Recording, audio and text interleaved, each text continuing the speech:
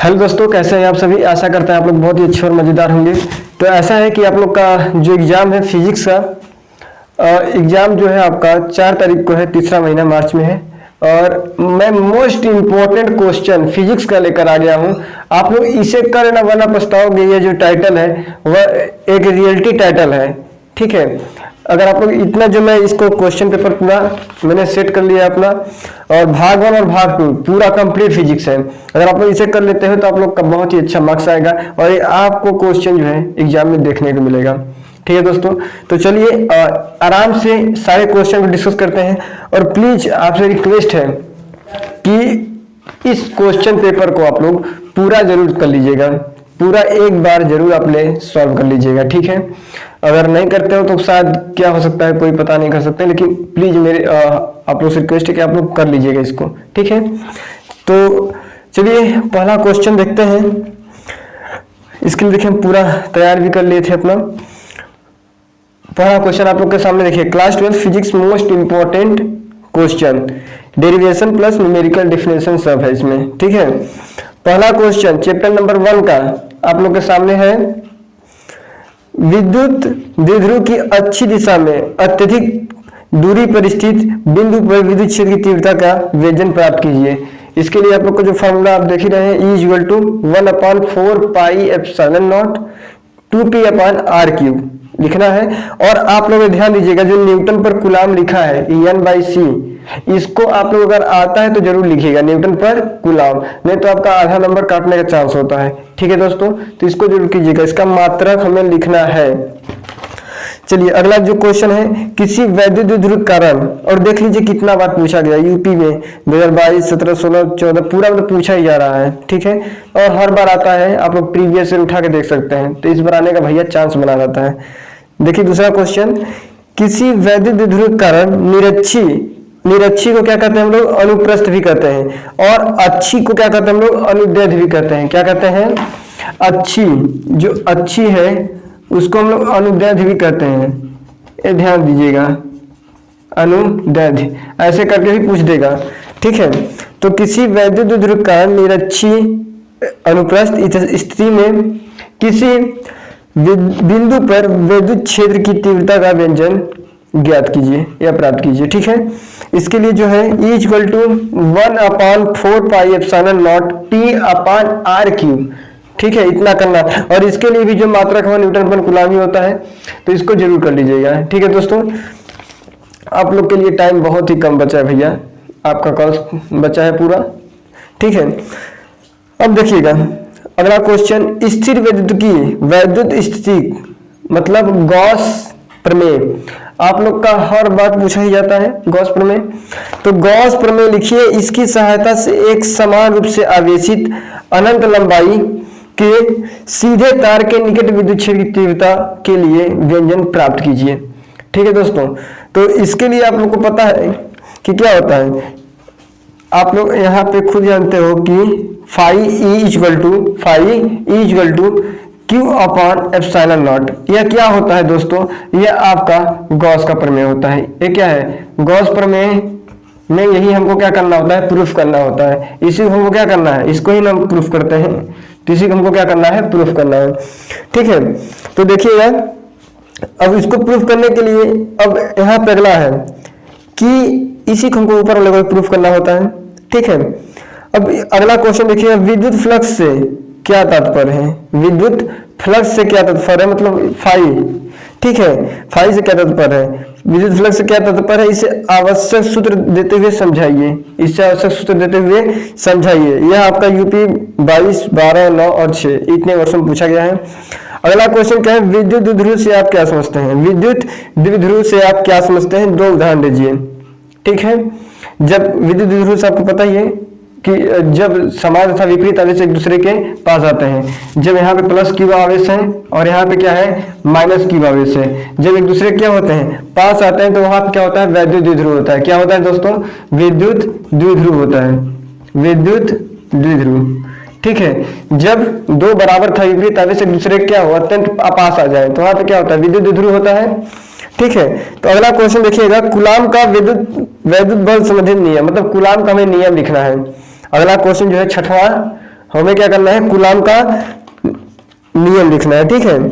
अब उसके बाद वैद्युत क्षेत्र की तीव्रता की परिभाषा में मात्रक लिखिए। वैद्युत क्षेत्र की तीव्रता किसे दर्शाते हैं, तो हम लोग दर्शाते हैं ई से, ठीक है। और इसी का हमें क्या करना है, वैद्युत क्षेत्र की तीव्रता की परिभाषा और मात्रक लिखना है। आप लोग इतना बहुत अच्छे से कर लीजिएगा और बहुत ही अच्छा आप लोग का मार्क्स आएगा, इतना उम्मीद है, ठीक है दोस्तों।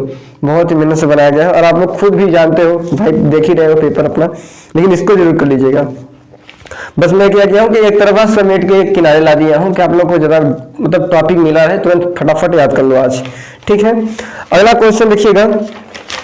अगला क्वेश्चन है, दो बिंदु आवेश, आपका यहाँ पे एक न्यूमेरिकल आ गया, ठीक है। ये न्यूमेरिकल बनता रहता है 5 नंबर में, क्या है 5 नंबर में क्वेश्चन बना जाता है।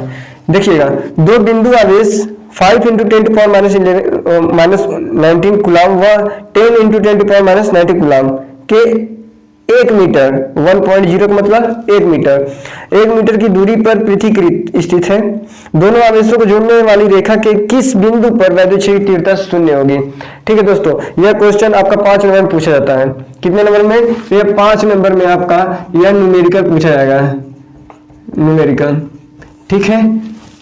अच्छा, अगला क्वेश्चन देखिएगा, एक एनसीईआरटी का क्वेश्चन है।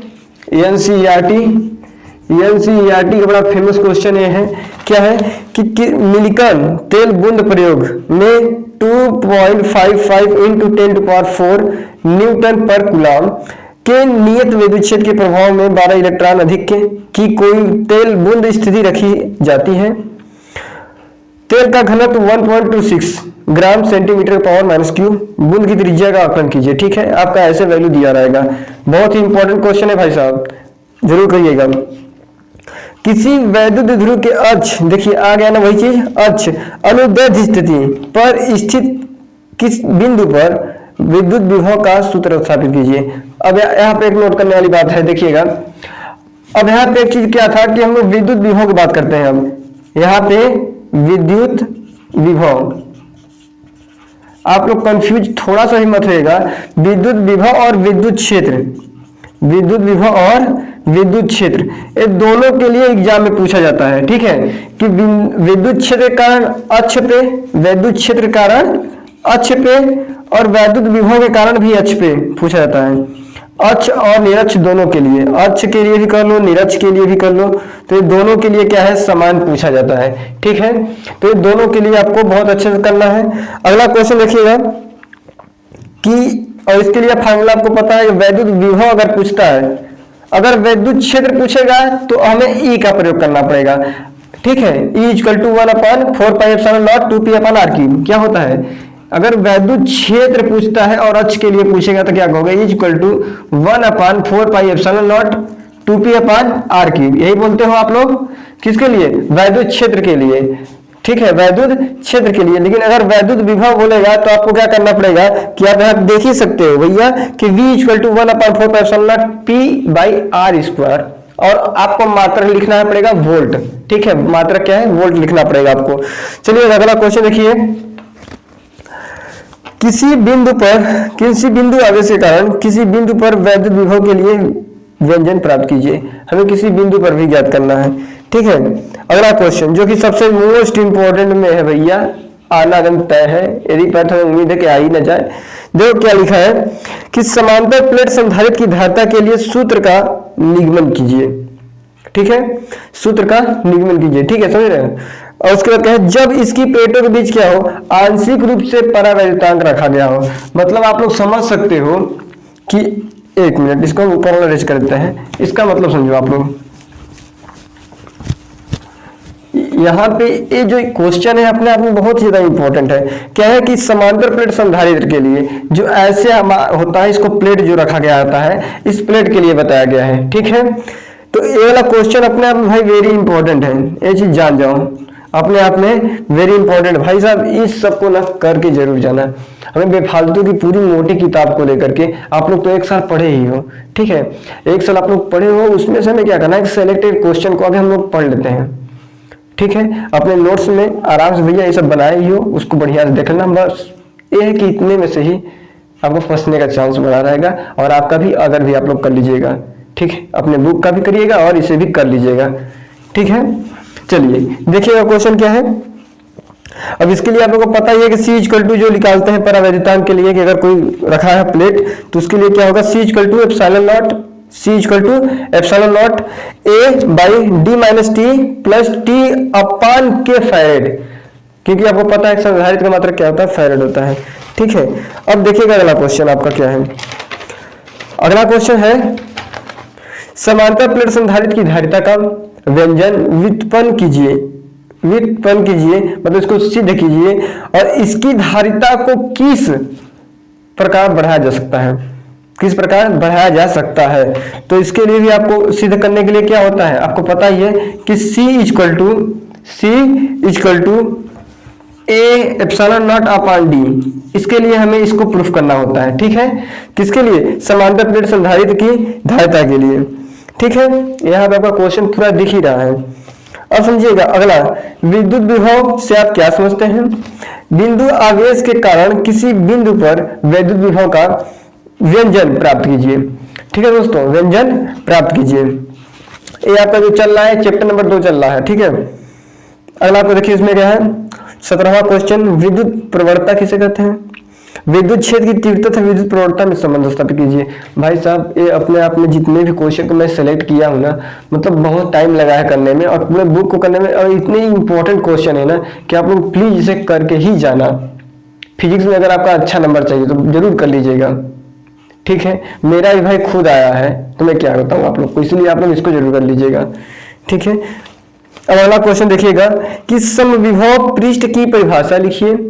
आपका यह 1 नंबर में क्वेश्चन पूछा जाता है, 1 नंबर में, मान जाओ 1 नंबर में आपको पूछ देगा कि समविभव पृष्ठ क्या कहेगा, समविभव पृष्ठ, समविभव पृष्ठ, समविभव पृष्ठ की हमें क्या करना है, परिभाषा बताना है। ठीक है, अगला क्वेश्चन देखिए फटाफट, संधारित्र किसे कहते हैं, संधारित्र की धारिता की परिभाषा लिखिए। अगला क्वेश्चन 20वां में देखिए, यह आपका संधारित्र एक न्यूमेरिकल है, ऐसा बनने का चांस है, मतलब ऐसा टाइप का आपको करना पड़ेगा। ठीक है, ऐसा टाइप आप लोग कर लीजिएगा, अच्छा रहेगा। दिए गए संजाल में बिंदु ए एवं बी, आप लोग इसको देख ही रहे हो तो आप लोग इसको कर लीजिएगा। अच्छा 21वां क्वेश्चन देखिए, मुक्त इलेक्ट्रॉनों के अनुगमन वेग, अनुगमन वेग से आप क्या समझते हैं। ठीक है, जिसको पता है भाई कि इंपॉर्टेंट क्वेश्चन है तो आप लोग तो समझ ही सकते हो क्योंकि आप लोग को पहले से ही पता होगा। तो मुक्त इलेक्ट्रॉनों का अनुगमन वेग से आप क्या समझते हैं, इसको कर लीजिएगा। धारा घनत्व से आप क्या समझते हैं, इसका मात्रक लिखिए। ठीक है, धारा घनत्व जिसे हम जे से प्रदर्शित करते हैं। ठीक है दोस्तों, जिसके लिए हम क्या करते थे, हमेशा जे से प्रदर्शित करते थे, किसके लिए, धारा घनत्व के लिए जे। ठीक है, तो अगला चीज देखिएगा, अगला क्वेश्चन क्या है, आवेश की गतिशीलता से आप क्या समझते हैं। 1 नंबर का क्वेश्चन, 1 नंबर में पूछा जाने वाला क्वेश्चन है क्या, कि आवेश की गतिशीलता से आप क्या समझते हैं। ठीक है, अब अगला क्वेश्चन है विशिष्ट चालकता से आप क्या समझते हैं, सूत्र में मात्रक लिखिए। ठीक है दोस्तों, ये वाला हो गया। क्वेश्चन 25 में देखते हैं, विद्युत परिपथ के लिए किरचॉफ के नियमों का उल्लेख कीजिए तथा उनकी सहायता से किसी व्हीटस्टोन सेतु, व्हीटस्टोन सेतु, व्हीटस्टोन सेतु के संतुलित होने का मतलब, व्हीटस्टोन सेतु के लिए क्या होता है, अगर मैं बात करूं आप लोगों से, व्हीटस्टोन सेतु, सेतु के लिए क्या होता है दोस्तों, P/Q इक्वल टू R/S, यही होता है। तो इसी को हमको क्या करना भैया, करना है व्युत्पत्ति। अब देखिए अगला क्वेश्चन, अगला में भी आपके लिए क्वेश्चन हम डाल दिए हैं न्यूमेरिकल का। ठीक है, ये सवाल और इसको देख लीजिएगा आप लोग। अब अगला क्वेश्चन देखिएगा, किसी सेल के आंतरिक प्रतिरोध से आप क्या, मैंने क्या अभिप्राय है, आंतरिक प्रतिरोध के लिए बताया है। और सेल का आंतरिक प्रतिरोध किन किन परिचालनों बातों पर निर्भर करता है। ठीक है दोस्तों, अगला क्वेश्चन, सेल की विद्युत वाहक बल, सेल का विद्युत वाहक बल, अगर विद्युत वाहक बल के बारे में बात करें तो विद्युत वाहक बल जिसे हम लोग ई से दर्शाते हैं। ठीक है, तो इसको आप लोग को करना है। ठीक है, अब देखिएगा अगला क्वेश्चन, भैया बायो-सेवर्ट के नियम का उल्लेख कीजिए। आना था है भाई साहब, बायो-सेवर्ट का नियम, बायो-सेवर्ट के नियम का उल्लेख कीजिए, सूत्र भी लिखिए। ठीक है दोस्तों, तो इसके लिए क्या है आपका फॉर्मूला, आप देख सकते हैं, B equal to mu naught upon 4 pi into mu naught upon 4 pi into I del L sine theta upon R square और इसका मात्रक आप लोग को लिखना जरूरी है, क्योंकि इसका मात्रक न्यूटन पर एम्पीयर मीटर होता है। ठीक है, इसको जरूर कर लीजिएगा। अब देखिएगा इस तरह से आपका क्या हुआ कि इतना कंप्लीट हो गया। अब देखिएगा अगला क्वेश्चन। अगला क्वेश्चन क्या है कि चुंबकशीलता म्यू नॉट तथा विद्युतशीलता ई नॉट ना एप्सिलॉन नॉट में संबंध स्थापित कीजिए। इस क्वेश्चन को कर लीजिएगा। देखिएगा ये वाला जो क्वेश्चन है अपने आप में कभी कभी आपका जो देख रहे हो ना, मैं यहाँ पे भी वहां पे दोनों दिखा रहा हूँ, जो C इक्वल टू बोला है, C इक्वल टू 1 अपान, इसको थोड़ा सा रेज कर लेते हैं, C इक्वल टू 1 अपान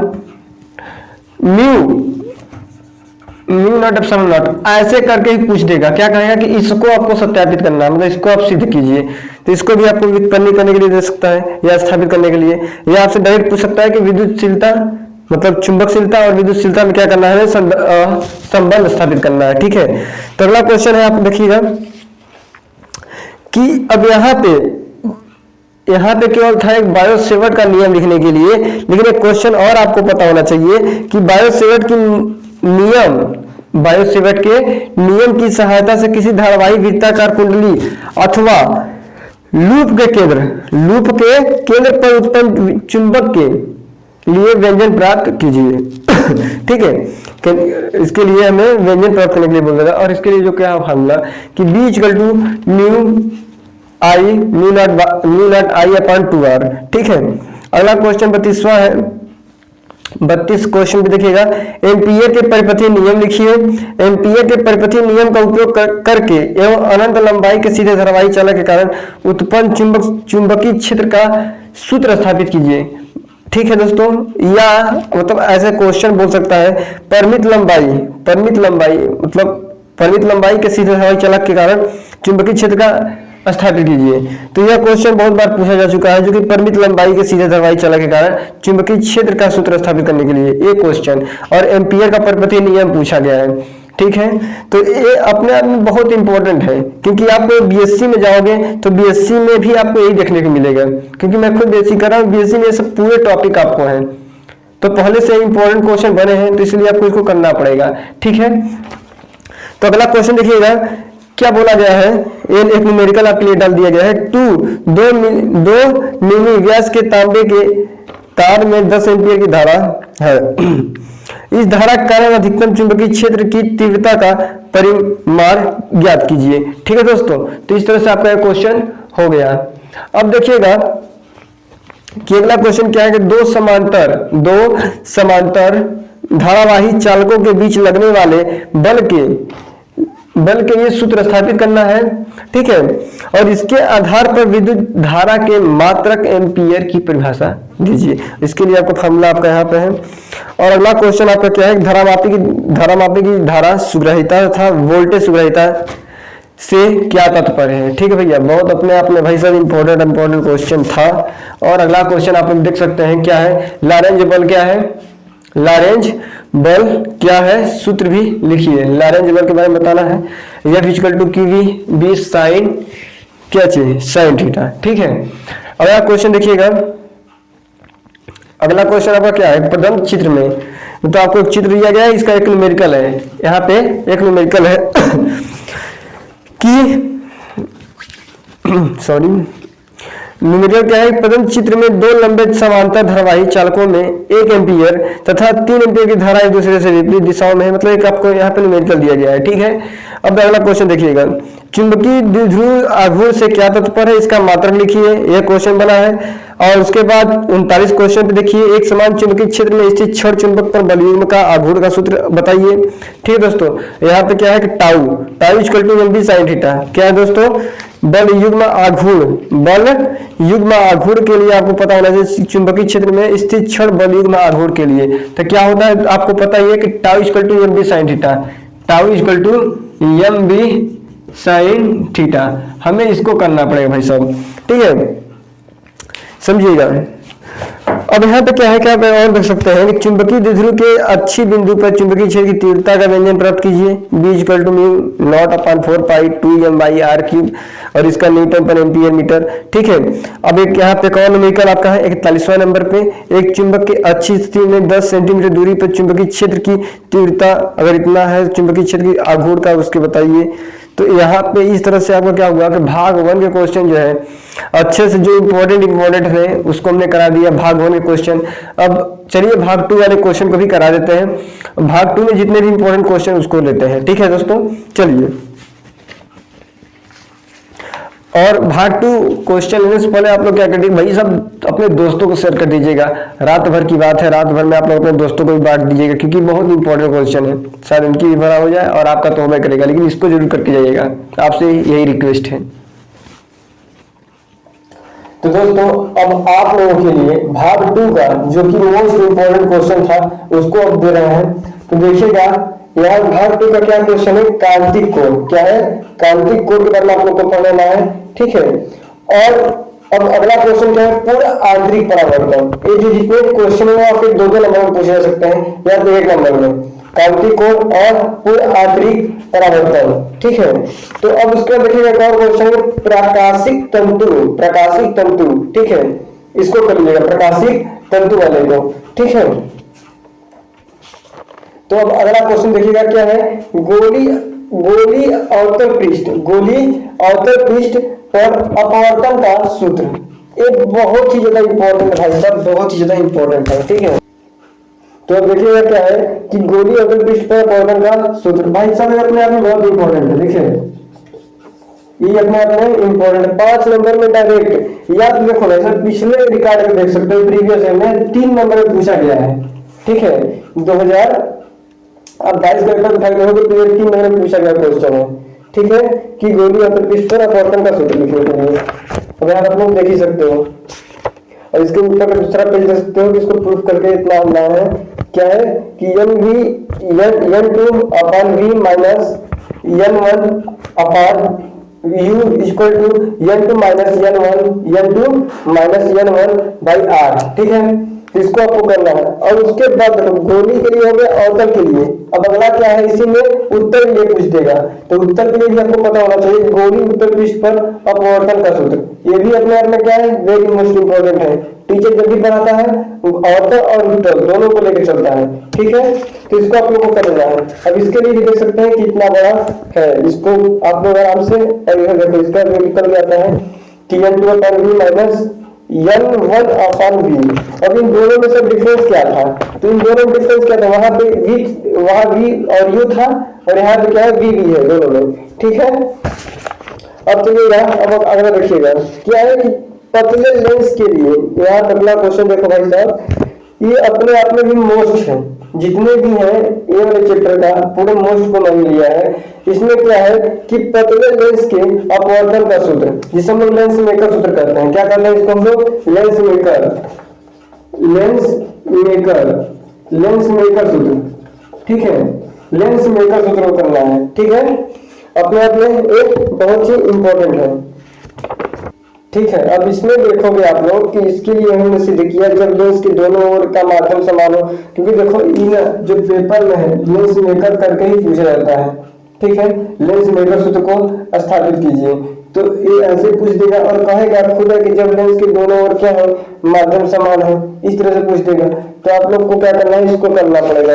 आप लोग देख सकते हो दूसरा पृष्ठ जो है इसका ऐसे है, और इसको जो हम लोग प्रूफ करते हैं तो क्या आता है आपका 1 upon f equal to n minus, question में n माइनस 1, और अगर दूसरे क्वेश्चन में तो 1 upon r1 minus 1 upon r2। ठीक है, अब उसके बाद देखो तो अगला क्वेश्चन आपका है कि सिद्ध कीजिए, आप लोग देख सकते हैं ऊपर है कि सिद्ध कीजिए कि लेंस को जल में डुबोने पर उसकी फोकस दूरी बढ़ जाती है। लेंस को जल में डुबोने पर उसकी फोकस दूरी बढ़ जाती है, इसको सिद्ध करना है। ठीक है, तो यहाँ पे इसके लिए देखिएगा इसका पूरा बनाया गया था, और इसमें आप इसको ऐसे कर सकते हो जिससे यहाँ पे दिया है। ठीक है, अब यहाँ पे चीज है कि अब यहाँ पे देखो अगला क्वेश्चन है कि संपर्क में रखे दो पतले लेंसों के, संपर्क में रखे दो पतले लेंसों की ये फोकल दूरी। ठीक है, मतलब अगर आपके दो संपर्क में रखे जाए क्या ऐसे, ठीक है, और इसके लिए अगर आपको मुझे चित्र बना देता है इस तरह से, तो आपको बनाना पड़ेगा कि आप यहाँ से इस तरह से निकालो और यहाँ गया, यहाँ से टकरा कर क्या करता है, डायरेक्ट चला जाता है, यहाँ पे रिफ्लेक्ट करेगा, फिर इसका लगेगा कि नहीं भाई यहाँ से आ रहा है, तो इस तरह से आपको क्या करना है, करना पड़ेगा। ठीक है, पतले लेंस के लिए। ठीक है, संपर्क में रखे दो पतले लेंसों के लिए फोकस दूरी। ठीक है, अब देखिएगा अगला क्वेश्चन आपका जो है यहाँ पे, अब देखिएगा लेंस के लिए न्यूटन का सूत्र, लेंस के लिए न्यूटन का सूत्र। अब यहाँ पे इसको भी करना पड़ेगा आपको। अब देखिएगा लेंस के लिए न्यूटन सूत्र के बाद आपका जो अगला क्वेश्चन है, विस्थापन विधि से उत्तर लेंस की फोकस दूरी ज्ञात करने के लिए, मतलब फोकस ज्ञात करने के लिए दिया जाएगा। ठीक है, तो यहाँ पे वाला क्वेश्चन हो जाएगा। अब समझो कि अब हमें क्या करना है कि अगले क्वेश्चन के हमें क्वेश्चन लगाना है। क्या करना है, हमें एक क्वेश्चन मिलकर यहाँ पे कि यदि एक वस्तु तथा पर्दे के बीच की दूरी, यह क्वेश्चन पूछा जाता है। ठीक है, तो यदि एक वस्तु तथा पर्दे के बीच की दूरी 90 सेंटीमीटर है, यदि एक उत्तल लेंस की वस्तु तथा पर्दे के बीच की दूरी 20 सेंटीमीटर दूरी की दो भिन्न भिन्न स्थितियां, भिन्न और डबल दो का मतलब भिन्न भिन्न स्थितियां पर रखा जाता है, तो वस्तु का प्रतिबिंब पर्दे पर प्राप्त होता है। ठीक है, पर्दे पर प्राप्त होता है, तो उस लेंस की फोकस दूरी को हमें ज्ञात करना है। ठीक है, तो अगला देखिएगा क्वेश्चन आपका क्या है, ये न्यूमेरिकल है। अब उस पर देखिएगा क्या है कि आपको पता होना चाहिए भाई कि प्रिज्म के लिए अपवर्तनांक के लिए सूत्र, प्रिज्म के अपवर्तनांक के लिए सूत्र हमें ज्ञात करना है। इसको आप लोग देख सकते हैं। ठीक है, अगर और आपको ये पता होना चाहिए प्रिज्म क्या होता है, प्रिज्म मतलब एक नंबर में पूछा जाता है प्रिज्म क्या होता है, तो उसको भी आप लोग कर लीजिएगा। ठीक है, अब अगला आप लोग के लिए है, तो अब देखिएगा अगला क्वेश्चन क्या है, कोई वर्ग विक्षेपण, कोई वर्ग विक्षेपण के बारे में। ठीक है दोस्तों, और कोई वर्ग विक्षेपण का क्षमता हमें बताना पड़ेगा। ठीक है, अब इस तरह से आपका क्वेश्चन हो जाता है। अब देखिएगा आपका अगला क्वेश्चन क्या है, तो अगला क्वेश्चन आपका है कि छोटा सा अगर एक नंबर पूछा जाएगा दर्शन कोण क्या होता है, क्या चीज कि दर्शन कोण, दर्शन कोण के बारे में पूछ सकता है कि दर्शन कोण क्या होता है। और आपको अगला जो क्वेश्चन है आप देख सकते हैं यहाँ पे कि सूक्ष्मदर्शी के बारे में, सूक्ष्मदर्शी क्या है, सरल सूक्ष्मदर्शी, कौन सा, सरल सूक्ष्मदर्शी के बारे में आपको पूरा चित्र बनाने के लिए, मतलब इसका संरचना आप लोग देख ही रहे होंगे, यहाँ पे संरचना के लिए बोलेगा और इसका सिद्धांत भी बताने के लिए करेगा और क्रिया विधि बोलेगा करने के लिए, तो इसको आपको करना होगा और इसकी आवरण क्षमता भी बताना पड़ जाएगा। ठीक है क्वेश्चन, और ये सब कितने क्वेश्चन है भाई, सब लॉन्ग में क्वेश्चन आते हैं, क्या करेंगे सब लॉन्ग होंगे और ये सब डेरिवेशन वाले क्वेश्चन है, तो आपको पता है कि डेरिवेशन वाले क्वेश्चन हमें करना पड़ता है और आप लोग के लिए टाइम बड़ा कम पड़ेगा, इसको बहुत ज्यादा वो करना ही होगा। ठीक क्वेश्चन अगला देखते हैं। अब देखिएगा विद्युत चुंबकीय प्रेरण का एक क्वेश्चन है, इसके लिए क्या होगा, चुंबकीय फ्लक्स, चुंबकीय फ्लक्स क्या होता है इसके बारे में बताना पड़ेगा, तो आप लोग का एक नंबर में क्वेश्चन पूछेगा परिभाषा के अंदर। ठीक है, अब उसके बाद देखो भाई सब जो मोस्ट इंपॉर्टेंट क्या है कि फैराडे के विद्युत चुंबकीय प्रेरण, फैराडे के विद्युत चुंबकीय प्रेरण के बारे में आपको पता होना चाहिए, और इसके लिए प्रथम नियम और दूसरा नियम दोनों यह बहुत बार पूछा जा चुका है।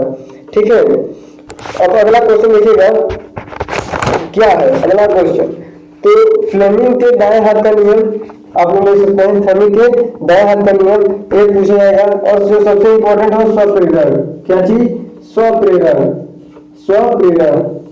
अब देखो स्वप्रेरण के बारे में, स्वप्रेरण क्या होता है, स्वप्रेरण गुणांक क्या होता है और स्वप्रेरक तत्व क्या होता है, इतना पूछा ही जाएगा आपका। स्वप्रेरण क्या होता है, स्व, अगर देखिए यहाँ पे स्वप्रेरण गुणांक क्या होता है, स्वप्रेरक तत्व क्या होते हैं, और ये दोनों देखी है तो उसी करना है आपको। ठीक है, अब यहाँ पे जो इम्पोर्टेंट है अगला जो है वह अन्योन प्रेरण, क्या है, अन्योन प्रेरण, अन्योन प्रेरण और अन्योन प्रेरण गुणांक, ये सब आपको करना है, अन्योन प्रेरण और अन्योन प्रेरण गुणांक। ठीक है, अब उसके बाद आपको अगर देखा जाए तो अब यहाँ पे जो है यहाँ पे एक क्वेश्चन बनता है कि हाइगेंस के तरंग संबंधी सिद्धांत, हाइगेंस के तरंग संबंधी सिद्धांत की व्याख्या कीजिए। इस तरह से आपका क्वेश्चन यहाँ पे बना है, ठीक है, हाइगेंस के तरंग संबंधी सिद्धांत। अब यहाँ पे जो सबसे इंपॉर्टेंट क्वेश्चन है, जो सबसे इंपॉर्टेंट क्वेश्चन आपके लिए है कि हाइगेंस के सिद्धांत, यहाँ पे आप लोग देख सकते हैं कि हाइगेंस के सिद्धांत के परावर्तन के नियमों की व्याख्या कीजिए। अपने में भाई साहब बहुत इंपॉर्टेंट है, ठीक है, तो इसको आप लोग को जरूर करके ही जाना है। और अब परावर्तन के साथ साथ अपवर्तन को भी आना चाहिए, तो अपवर्तन और परावर्तन दोनों पूछा जाता है इसमें, ठीक है। अब देखिएगा अगला क्वेश्चन आपका क्या है, तो यहाँ पे आपको ये होना चाहिए कि तरंगों के अध्यारोपण, तरंगों के अध्यारोपण सिद्धांत से आप क्या समझते हैं, ठीक है दोस्तों। अब यहाँ पे इस तरह से है।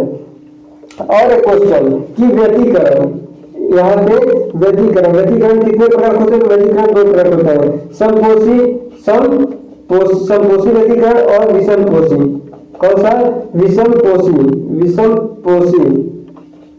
विषमपोषी व्यतिकरण, इन दोनों के लिए आपको पता होना चाहिए, समपोषी और विषमपोषी व्यतिकरण के लिए पता होना चाहिए।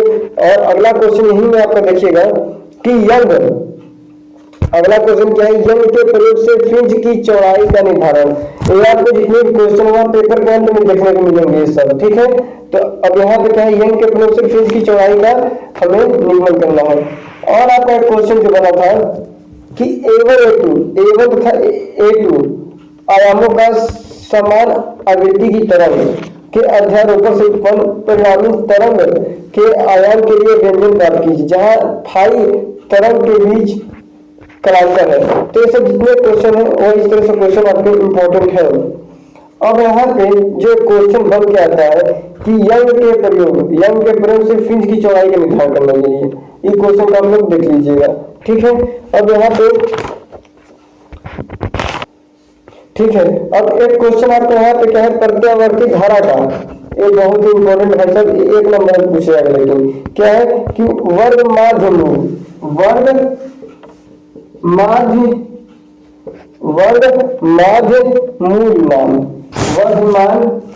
मूल मान, इस तरह से आपका ये एक नंबर पूछा जाता है। जो क्या होता है कि IRMS, मतलब इससे IRMS से दर्शाते हैं, इसी को हमको करना है, ठीक है, एक नंबर क्वेश्चन, ठीक है। अब यहाँ पे समझिएगा अगला क्वेश्चन क्या है।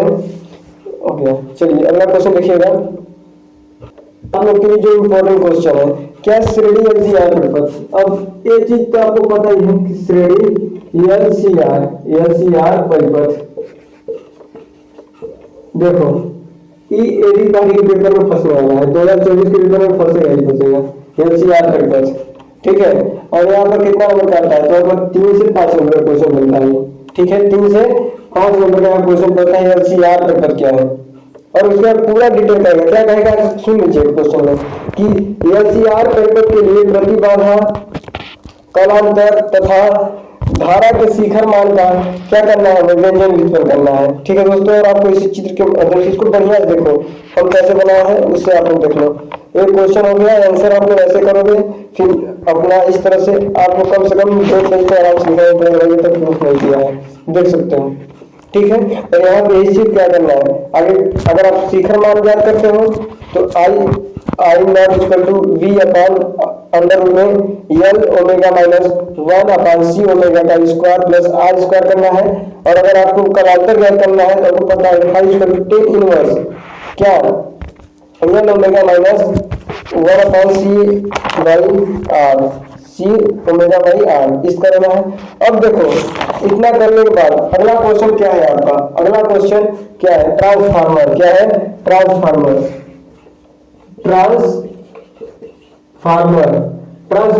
आपको करके जाना है, ठीक है, ट्रांसफार्मर आपको कैसे जाना है। ट्रांसफार्मर के लिए क्या करना है, आपको सिद्धांत देखना है, संरचना, उसके बाद ये प्रकार कितने होते हैं, कार्य विधि, इस तरह से आपको ट्रांसफार्मर लिखना पड़ेगा, ठीक है। ट्रांसफार्मर विद्युत ऊर्जा की हानि सब लिखोगे आप, ठीक है। अब यहाँ पे समझो क्या है कि विद्युत जनित तथा डायनेमो, तो छोटा सा अगर आप कहोगे विद्युत जनित डायनेमो के लिए तो उतना कर सकते हैं। अब देखो कि यहाँ पे आपका जो अगला क्वेश्चन बनता है दोस्तों, तो दोस्तों आपका जो अगला क्वेश्चन है वो प्रकाश वैद्युत प्रभाव, देखो प्रकाश वैद्युत प्रभाव इसको करना है। दे ब्रोगली तरंगे इसे करना है। और एक दोनों क्वेश्चन अपने आप में इंपॉर्टेंट है, इसको सीधे कर लेना आप लोग। अब उसके बाद एक ऐसा क्वेश्चन है कि आप देख सकते हैं कि आइंस्टीन, इसको प्रूफ करने के लिए है कि आइंस्टीन के प्रकाश वैद्युत समीकरण, जो कि 1/2 mv का स्क्वायर, और यहाँ क्या H, इसको कर लो H, और क्या V, मतलब इसको म्यू माइनस म्यू नॉट, ये आपको प्रूफ करना है आइंस्टीन के प्रकाश वैद्युत समीकरण के लिए।